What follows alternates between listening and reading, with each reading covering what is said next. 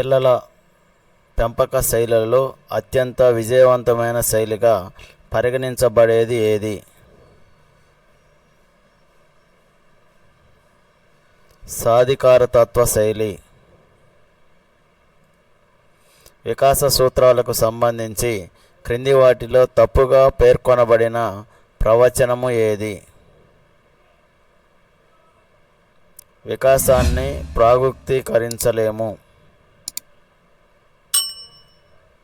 పియాజే జ్ఞానాత్మక వికాస సిద్ధాంతం ప్రకారం ఇంద్రియ చాలక దశకు సంబంధించి క్రింది వాటిలో తప్పు ప్రవచనము ఏది? పిల్లలు అమూర్త ఆలోచనలు చేయగలరు.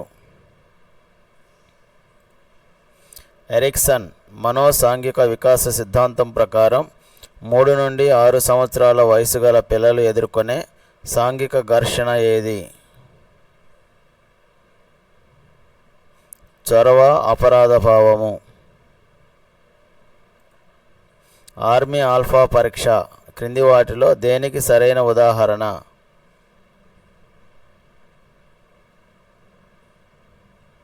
సామూహిక శాబ్దిక ప్రజ్ఞా పరీక్ష. ప్రజ్ఞకు సంబంధించి ద్వికారక సిద్ధాంతాన్ని ప్రతిపాదించిన మనోవైజ్ఞానికుడు ఎవరు? స్పియర్మన్. డిఫరెన్షియల్ ఆప్టిట్యూడ్ టెస్ట్ బ్యాటరీలో గల మొత్తం ఉప పరీక్షల సంఖ్య ఎంత? 8 ఉప పరీక్షలు. గ్రాహం వాలస్ ప్రతిపాదించిన సృజనాత్మక ప్రక్రియలోని సోపానాలలో 2వ సోపానం ఏది? గుప్త దశ.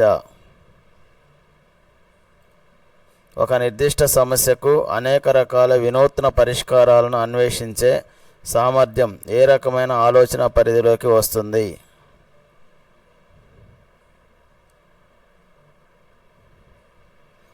విభిన్న ఆలోచన.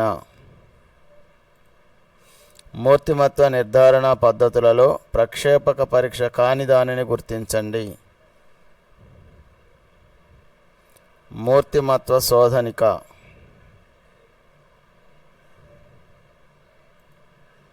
అయాన్కు హోంవర్క్ చేయాలని లేదు, అలాగని ఉపాధ్యాయుని చేతిలో దెబ్బలు తినాలని లేదు.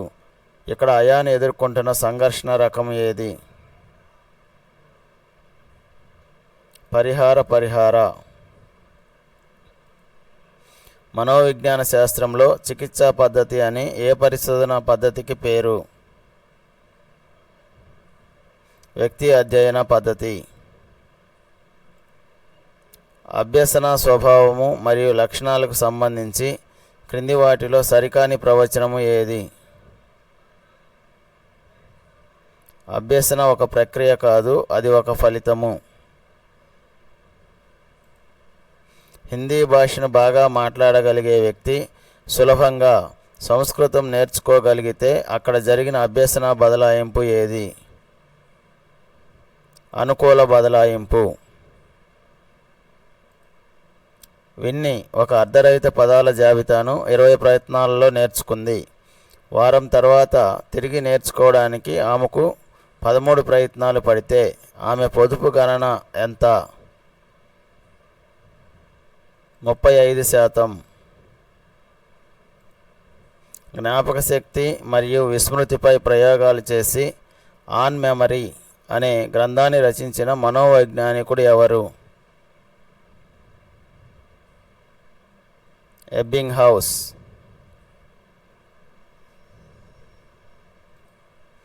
పావ్లోవ్ శాస్త్రీయ నిబంధన ప్రయోగంలో ఆహారము అనేది క్రింది వాటిలో దేనిని సూచిస్తుంది? నిర్నిబంధిత ఉద్దీపన. క్రింది మనోవైజ్ఞానికులలో గెస్టాల్ట్ వాదంతో సంబంధం లేని వారు ఎవరు? స్కిన్నర్. ప్రత్యక్ష వ్యవస్థాపన నియమాలలో ఒకటైన ఆకృతి క్షేత్ర సంబంధం దేనికి సంబంధించినది? ప్రత్యక్షం. విద్యా లక్ష్యాల వర్గీకరణలో బెంజమిన్ బ్లూమ్ ప్రతిపాదించిన జ్ఞానాత్మక రంగానికి చెందనిది ఏది? అనుకరణ.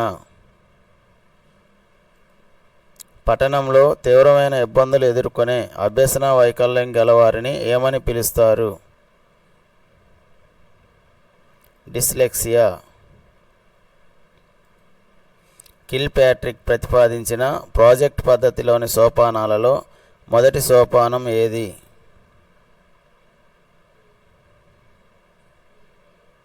పరిస్థితులను కల్పించడం. ఉచిత మరియు నిర్బంధ విద్యా హక్కు చట్టం 2009 ప్రకారం ఎలిమెంటరీ విద్య అంటే ఏ తరగతులను సూచిస్తుంది? 1 నుండి 8 తరగతులు. మంత్రణ ప్రక్రియలలో అత్యంత ప్రాచుర్యం పొందిన నిర్దేశిత మంత్రాన్ని ప్రవేశపెట్టిన వారెవరు? విలియమ్సన్.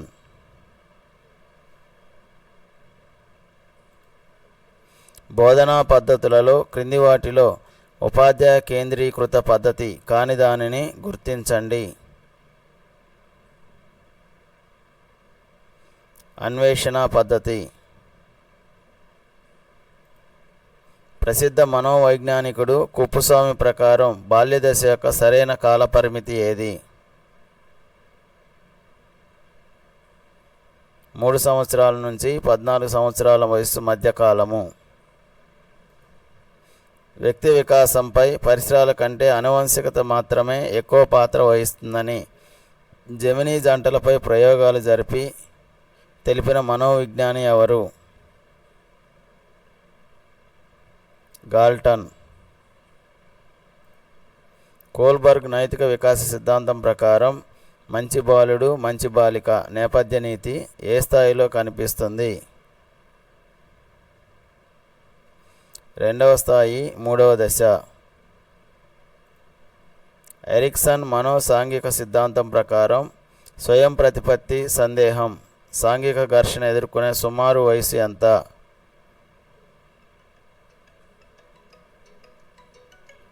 1 సంవత్సరం నుండి 3 సంవత్సరాల వయసు మధ్య.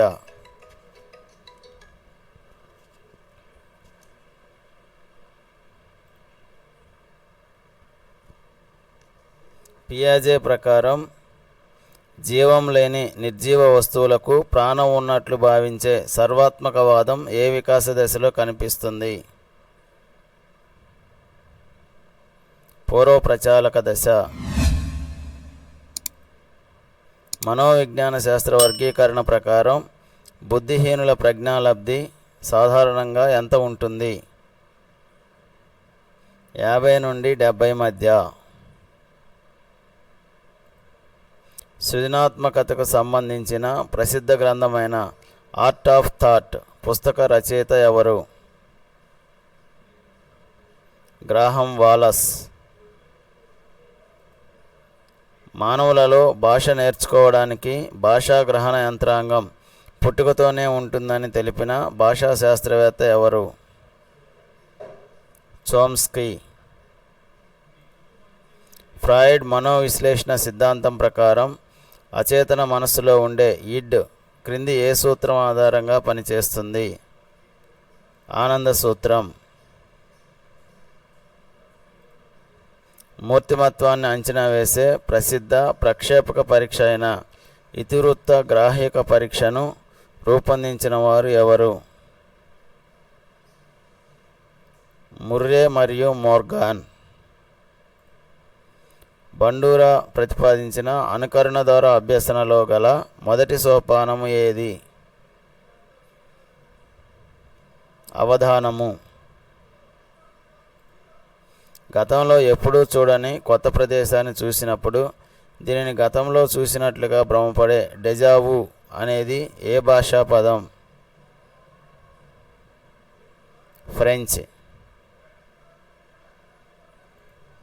గతంలో నేర్చుకున్న విషయాలు ప్రస్తుతం నేర్చుకున్న కొత్త విషయాల పునఃస్మరణకు ఆటంకం కలిగిస్తే దానిని మనోవిజ్ఞాన శాస్త్రంలో ఏమంటారు?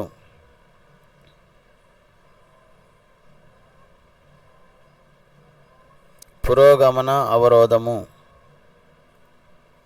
మనోవిజ్ఞాన శాస్త్రంలో అభ్యసన వైకల్యము అనే పదాన్ని మొట్టమొదటిసారిగా ప్రతిపాదించిన శాస్త్రవేత్త ఎవరు? కిర్క్. మంత్రణ ప్రక్రియలలో సహాయార్థికి అత్యధిక ప్రాధాన్యతనిచ్చే సహాయార్థి కేంద్రిత మంత్రణము అని దేనికి పేరు? అనిర్దేశక మంత్రణము. సమూహంలోని సభ్యుల అభిప్రాయాలకు పూర్తి విలువ మరియు గౌరవం ఇచ్చే నాయకత్వ శైలి ఏది? సహభాగి లేదా ప్రజాస్వామ్య నాయకత్వం. పిల్లల ప్రవర్తనను సహజ సిద్ధంగా అంచనా వేయడానికి అబ్జర్వేషన్ డోమ్ను రూపొందించిన మనోవైజ్ఞానికుడు ఎవరు? గెసెల్. శివకు ఒక బొమ్మల దుకాణంలో 2 బొమ్మలు నచ్చాయి, కానీ అతని దగ్గర ఉన్న డబ్బుతో ఒకటే కొనగలడు. ఇక్కడ శివ ఎదుర్కొంటున్న సంఘర్షణ ఏది? ఉపగమ.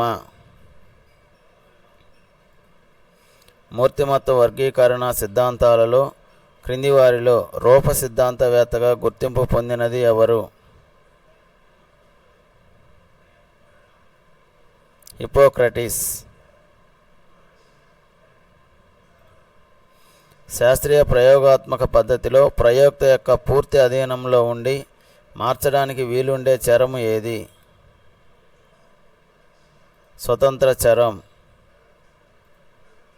ప్రత్యక్ష వ్యవస్థాపన నియమాలలో ప్రాముఖ్యత గల ఆకృతి క్షేత్ర సంబంధాన్ని మొదటగా వివరించిన వారు ఎవరు?